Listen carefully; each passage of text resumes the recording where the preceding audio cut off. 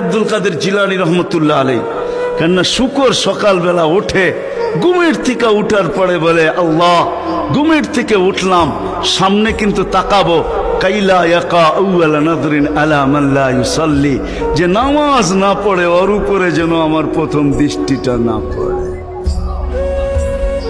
আল্লাহ জিজ্ঞাসা করে কেন?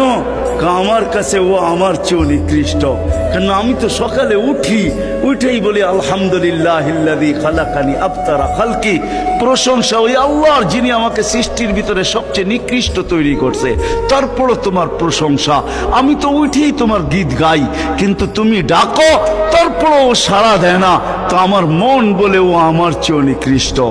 দ্বিতীয় দলিল দেয় যে আমি তো জাহান্নামে যাব না, উকুদুহান নাস ওয়াল হিজারা, মানুষই তো জাহান্নামে যাবে। আমাকে তো কিয়ামতের দিন বলা হবে কুনু তুরাবা, মাটি হয়ে যাও, আমি মাটি হয়ে যাব।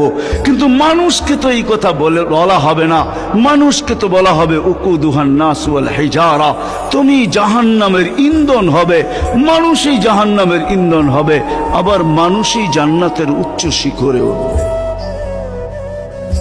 এই জন্য শুকর বলে অর্থে নিকৃষ্ট কেউ নাই। তো আব্দুল কাদের জিলানী পীরানে পীর, বড় পীর আব্দুল কাদের জিলানী রহমতুল্লাহ আলাইহিও বলেন যে অর্থে নিকৃষ্ট কেউ নাই।